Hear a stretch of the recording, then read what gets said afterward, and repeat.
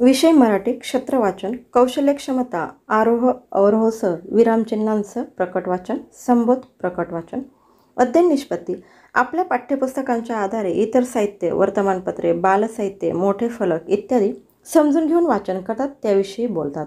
विभिन्न साहित्य प्रकारात लिहिलेल्या लेखन साहित्यांचे आरोह अवरोहसह व योग्य गतीने वाचन करतात. पाठ्यपुस्तक व इतर साहित्यांचे अर्थानुसार समजपूर्वक प्रकार वाचन करतात. जाणून घेऊया. शिक्षकांनी विद्यार्थ्यांकडून खालील उतार्याचे प्रकटवाचन करून घ्यावे. निसर्ग अभ्यासाची पहिली पायरी म्हणजे पक्षी निरीक्षण. अगदी पक्षासारख्या आकाशात उडण्याचे स्वप्न पाहणाऱ्या माणसाने पक्ष्यांना समोर ठेवूनच विमानाचा शोध लावला होता. राईट बंधूंनी विमान बनवायच्या आधी अनेक देशांमध्ये अनेक संशोधक आकाशात उडण्याचे वेगवेगळे प्रयोग करत होते. अगदी पंखांची पिशे वापरून त्यांचे मोठे पंख तयार करूनही उडण्याचे प्रयत्न झाले आहेत. खरंच पक्षीविश्व इतके अद्भुत आणि रम्य आहे की लेखक, कवी, गीतकार, संगीतकार, चित्रकार, शिल्पकार अशा अनेकांना अजरामर रचना करण्यास पौराणिक काळापासून प्रेरणा देत आले आहे. या पृथ्वीवर अशी 1 इंच जागा नाही जिथे पक्षाची सावली पडली नसेल. पक्षी निरीक्षण हा 0 पैसे खर्च येणारा जगातला लोकप्रिय छंद आहे. सक्षम बनूया. शिक्षकांनी विद्यार्थ्यांना प्रकटवाचन कसे करावे याविषयी मार्गदर्शन करतात. प्रकटवाचन हे मोठ्या आवाजात स्पष्ट अचूक उच्चारासह विरामचिन्हे लक्षात घेऊन करावे. प्रकटवाचन सलग सहज असावे. प्रकटवाचन करताना आरोह अवरोहसह बलाघातासह करावे. शिक्षकांनी खालील उतार्याचे एक आदर्श प्रकटवाचन वर्गात करून दाखवावे. विद्यार्थ्यांना लक्षपूर्वक ऐकण्यास व पाहण्यास सांगावे. एकदा साने गुरुजी रेल्वेने प्रवास करत होते. त्यांच्या शेजारचे प्रवासी शेंगा संत्री खात होते. टरफले साली खाली टाकत होते. त्यांचे खाऊन झाल्यावर गुरुजी उठले. टरफले साली गोळा केल्या, कागदात बांधून ठेवल्या. गुरुजी आपल्या जागेवर बसले. शेंगा खाणाऱ्या प्रवाशांना खंत वाटली नाही. नंतर पुढच्या स्टेशनवर एक प्रवासी त्या डब्यात चढला. साने गुरुजींना पाहताच त्याने वाकून नमस्कार केला. तेव्हा शेजारची प्रवासी मंडळी चमकली. त्यांनी चौकशी केली. चौकशी करताच ते साने गुरुजी आहेत हे त्यांना कळले. ते सर्वच खजील झाले व म्हणाले, गुरुजी आमचे चुकले, क्षमा करा. गुरुजी नम्रपणे म्हणाले, मी कोण तुम्हाला क्षमा करणारा? गाडीमध्ये आपण सर्वजण बसतो, प्रवास करतो. गाडी स्वच्छ ठेवणं ही सर्वांची जबाबदारी आहे. गाडी घाण होऊ नये म्हणून मी ती स्वच्छ केली, अशी ही गुरुजींची वृत्ती. आपल्या जीवनात कोणतेही काम त्यांनी कधीच हलके मानले नाही. प्रत्येक विद्यार्थ्यांकडून वरील उतार्याचे प्रकटवाचन करून घ्यावे. प्रकटवाचन करताना आढळून आलेल्या चांगल्या बाबी सांगाव्यात. तसेच काही त्रुटी असतील तर त्या सांगाव्यात. शिक्षक विद्यार्थ्यांना खालील नमुना उतारे प्रकटवाचनासाठी देतील.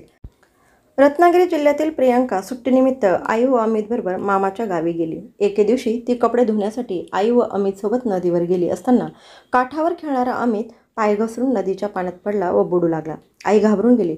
प्रियांकाने प्रसागावधान राखून धुण्यातील एक साडी घेतली. साडीचे एक टोक तिने अमितकडे फेकले. अमितने ते टोक पकडले. प्रियांकाने साडी हळूहळू ओढून अमितचे प्राण वाचवले. प्रियांकाच्या धाडसाची दखल घेऊन तिला बालशौर्य पुरस्कार देऊन गौरविण्यात आले.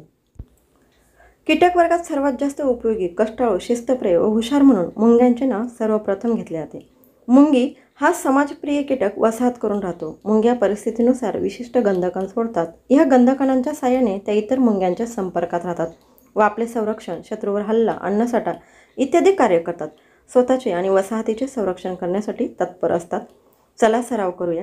शिक्षकांनी विद्यार्थ्यांना प्रकटवाचनाचा सराव गटागटात करून घ्यावे. यासाठी गटप्रमुखाची मदत घ्यावी. तसेच मोबाईलवर प्रत्येक विद्यार्थ्याच्या प्रकटवाचनाचे ध्वनिमुद्रण करता येईल. ते परत ऐकून विद्यार्थ्यांना त्यांचे प्रकटवाचन तपासता येईल.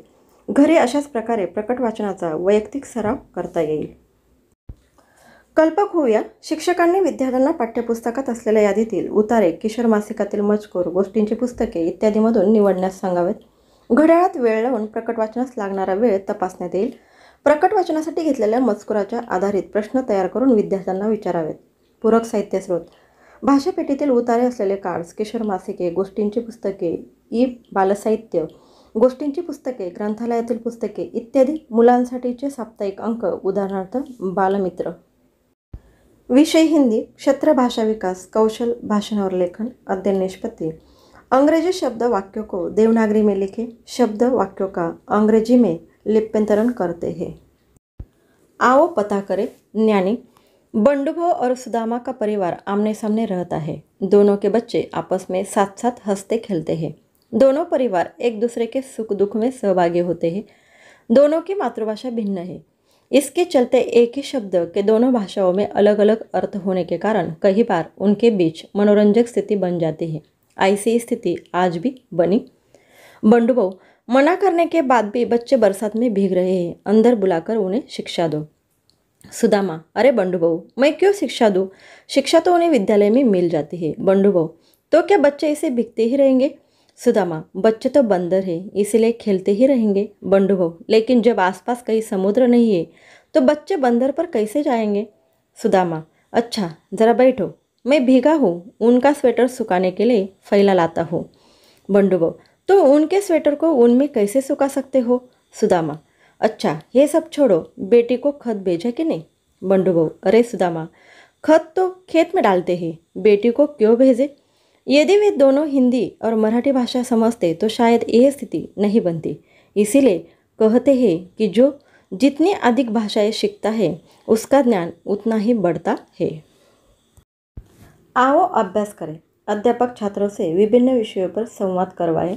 हिंदी और मराठी में समोच्चारित शब्दों पर चर्चा करवाए।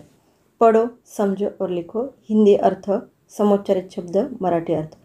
पढ़ाई, शिक्षा, दंड, वानर, बंदर, बंदरगाह, ऊन, ऊन, धूप, पत्र, खत, खाद, घास, घास, निवाला, ठंडी, जाड़ा, मोटा। आओ सक्षम बने। हिंदी मराठी के समोच्चारित शब्दों के अर्थ भिन्नता बताओ और लिखो। मराठी अर्थ, समोच्चारित शब्द, हिंदी अर्थ। झुकलेला, कल, अगला दिन। स्वाक्षरी, सही, बराबर। खोल, खोल, नीचे। जननी, आई, माँ। वापस, परत, लौटना। Subject English, learning activity. Activity, writing short simple sentence. Facilitator shows the chart to help writing short sentence. Students will write the sentence with the help of the following chart: I, we, you, he, she, it, they, am, is, are. A boy, a girl, a doctor, doctors, a table, a players, a teacher, teachers, workers, my friend, my mother, very good students, a pen, helping in studies, a parrot. Solve activity. Look at the chart. Give above and write short sentence clues. I am, he, she, it is, we, you, they are. For example, I am doctor. We are doctors. It is a parrot. I am boy. We are students. He is my friend. She is a girl. It is a pen. It is a table. There are teachers. Practice activity. Write more sentence using the above given clues in the chart. I am girl, she is a teacher, we are workers, he is my friend, he is a doctor, she is my mother, there are doctors, I am boy. विषय गणित. क्षेत्राचे नाव, संख्येवरील क्रिया. घटक चला सराव करूया. उपघटक, भागाकार, शाब्दिक उदाहरणे. एक गिरिजाला 1400 पुस्तके भरण्यासाठी 35 खोके लागले. प्रत्येक खोक्यातील पुस्तकांची संख्या समान आहे, तर प्रत्येक खोक्यात तिने किती पुस्तके भरली? बघा, एकूण 1400 पुस्तके, 35 खोकी भरली, तर प्रत्येक खोक्यातील पुस्तकांची संख्या म्हणून 1400 भागिले 35 बरोबर 35 × 140 आणि 3500. प्रत्येक खोक्यातील पुस्तकांची संख्या 70 येईल. बघा दुसरे उदाहरण. तासे 48 किलोमीटर वेगाने 336 किलोमीटर अंतर जाण्यासाठी किती तास लागतील? बघा, तासे 48 किलोमीटर वेग, 336 किलोमीटरसाठी लागणारा वेळ म्हणून 336 भागिले 48 बरोबर 48 × 336, 7 तास वेळ लागेल. तिसरं, 5 अंकी सर्वात लहान संख्येला 4 अंकी सर्वात लहान संख्येने भागल्यास भागाकार किती येईल? बघा, 5 अंकी सर्वात लहान संख्या 10,000, 4 अंकी सर्वात लहान संख्या 1,000 म्हणून 10,000 भागिले 1,000 बरोबर 1,000 दाये 10,000 बरोबर 10 येईल. विषय विज्ञान समजून घेऊया. इंद्रिय संस्था व शरीरातील ऊर्जा. संदर्भ इयत्ता 5वी, पाठ क्रमांक 21. कामात व्यस्त आपले अंतरिंद्रिय. अध्ययन निष्पत्ती. प्राण्यांमधील असाधारण क्षमता, दृष्टी, गंध, ऐकणे, निद्रा, आवाज इत्यादी व त्यांचे प्रकाश, आवाज व अन्न यांना प्रतिसाद देतात. 3. विचार करा व लिहा. तुमच्या शरीरातील ऊर्जा वापरण्यासाठी तुम्ही कोणत्या क्रिया करतात? व्यायाम, हालचाली, चालणे, धावणे, चिंता कमी करणे, सकाळी लवकर उठणे, संतुलित आहार, पालेभाज्या खाणे, भरपूर पाणी पिणे, वेळेवर जेवण करणे, ध्यानधारणा, प्राणायाम करणे. क. शरीरात ऊर्जा मिळवून देण्याच्या कामात कोणकोणत्या इंद्रियांचा समावेश होतो?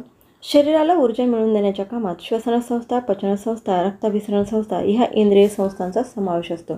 खाली काही रोगांची नावं दिलीत. हे रोग कोणत्या इंद्रिय संस्थेच्या बिघाडामुळे होतात ते लिहा.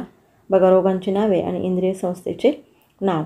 निमोनिया श्वसनसंस्था, कावीळ पचनसंस्था, झटके येणे चेतासंस्था, मूत्रपिंड विकार पचनसंस्था. खाली दिलेल्या आकृतीच्या भागांना नावे द्या. बघा खाली आकृती. तोंड, लाळ ग्रंथी, ग्रासिका, यकृत ग्रंथी, जठर, स्वादुपिंड ग्रंथी, लहान आतडे, मोठे आतडे, मलाशय, गुदद्वार अशी ही नावे आहेत. विषय सामाजिक शास्त्र. संदर्भ इयत्ता 5वी. विषय परिसराभ्यास 2. घटक 6. अश्मयुग दगडाची हत्यारे. अध्ययन निष्पत्ती. आदिमानव ते आधुनिक मानव यांच्या विकासातील घटना माहिती करून घेतात. पहिले काही आठवूया. मानवाच्या उत्क्रांतीचे टप्पे माहिती आहे. शक्तिमान मानवाने दगडाची हत्यारे बनवली माहिती आहे. अध्ययन अनुभव कृती. तुम्ही घरी नारळ सोलायला सांगितले व नारळ सोलण्यासाठी सुई, दाभण व स्क्रूड्रायव्हर, पेचकस या 3 वस्तू दिल्या तर तू नारळ सोलण्यासाठी 3 पैकी कोणते साधन वापरशील? साधनाचे नाव व ते साधन का वापरणार ते लिही. मी स्क्रूड्रायव्हर, पेचकस हे साधन वापरेल कारण हे साधन वापरल्याने नारळाची साल कमी श्रमात व कमी वेळेत निघेल.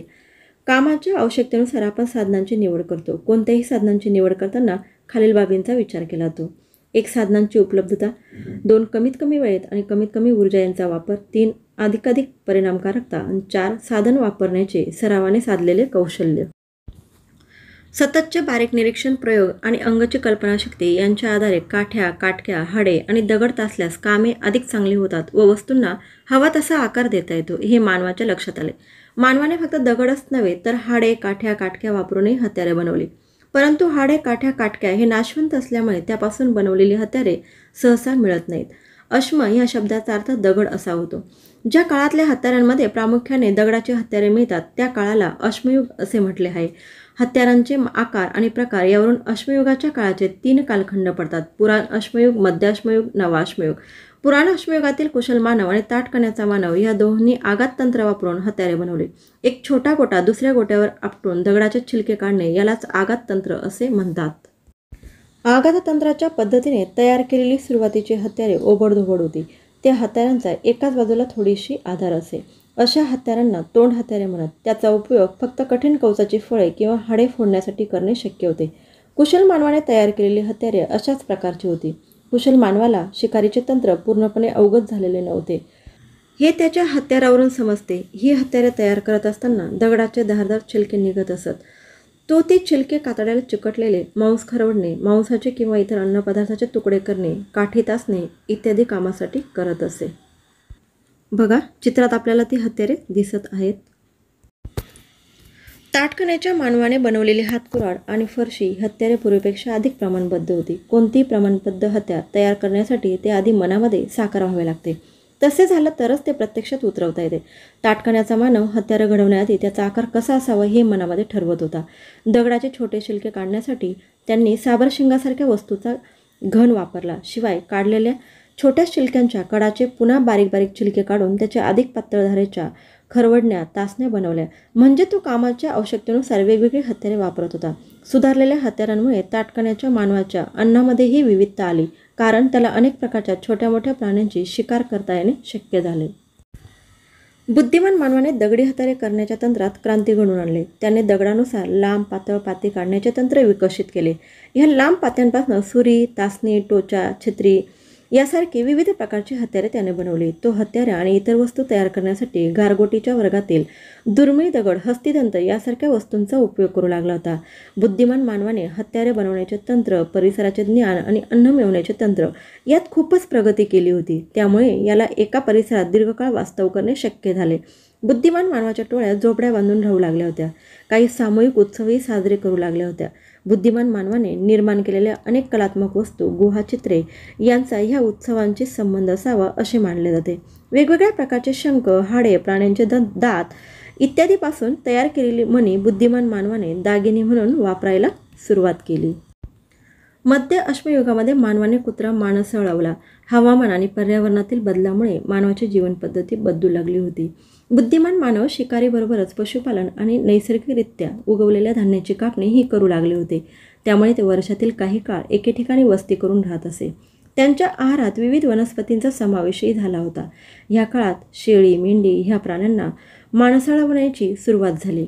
ह्या सगळ्यांचा विचार करता बुद्धिमान मानवाला शिकार, मासेमारी, कापणी, तोडणी अशा अनेक प्रकारच्या कामांसाठी विविध प्रकारच्या वजनाने हलक्या आणि दीर्घकाळ टिकतील अशा हत्यारांची आवश्यकता होती. लाकडाला किंवा हाडाला खास करून त्यात तो नखा एवढी छोटी पाती ओळीने घट्ट बसवत असे. अशा तऱ्हेने तो सुरी, विळा यासारखी अवजारे बनवत असे. मध्य अश्मयुगातील अवजारांसाठी उपयोगात आणलेली पाती पन्हाळीदार गाभा या तंत्राने गारगोटीच्या गोट्यांपासून अलग केलेली असतात. ही पाती नखा एवढ्या किंवा त्याहून किंचित मोठ्या आकाराची असतात, त्यामुळे त्यांना सूक्ष्मास्त्रे म्हटले आहे. ह्या काळात टोकाला छोटे पाते बनवलेले बाण उपयोगात आणले जात होते. बघा खाली ती सूक्ष्मास्त्रे आपल्याला दिसत आहेत. नवा अश्मयुगात घासून गुळगुळीत केलेले या दगडाची हत्यारे घडवली गेली. नव्या प्रकारची हत्यारे घडवली जाण्याचा काळ म्हणून त्याला नवा अश्मयुग असे नाव दिले गेले. नवा अश्मयुगापर्यंत शेती आणि पशुपालन करणे त्यांची जीवन पद्धती झाली. शिकार करणे हे निर्वाहाचे प्रमुख साधन न राहता शेतीला आणि पशुपालन पूरक साधन बनले. खालील प्रश्नांची उत्तरे शोधूया. एक साधनाची निवड कशावर अवलंबून असते? बघा, साधनांची निवड ही साधनांची उपलब्धता, कमीत कमी वेळ व ऊर्जा, साधनांची परिणामकारकता, साधन वापरण्याचे कौशल्य यावर अवलंबून असते. 2. आघात तंत्र कशाला म्हणतात? एक गोटा दुसऱ्या गोट्यावर आपटून दगडाचे छिलके काढणे याला आघात तंत्र असे म्हणतात. 3. ताटकण्याचा मानव हत्यारे कशी तयार करत? ताटकण्याचा मानव हत्यार तयार करण्याआधी त्याचा आकार मनामध्ये ठरवत असे. 4. प्रगत मानवी संस्कृतीची वाटचाल कधी सुरू झाली? प्रगत मानवी संस्कृतीच्या वाटचालीची सुरुवात पुराण अश्मयुगातच झाली होती. 5. नवा अश्मयुग कोणत्या काळास म्हणतात? नव्या प्रकारची हत्यारे घडवली जाण्याचा काळ म्हणून त्याला नव अश्मयुग असे म्हणतात. व्हिडिओ आवडल्यास व उपयुक्त वाटल्यास लाईक, शेअर अँड सबस्क्राईब करायला विसरू नका. धन्यवाद.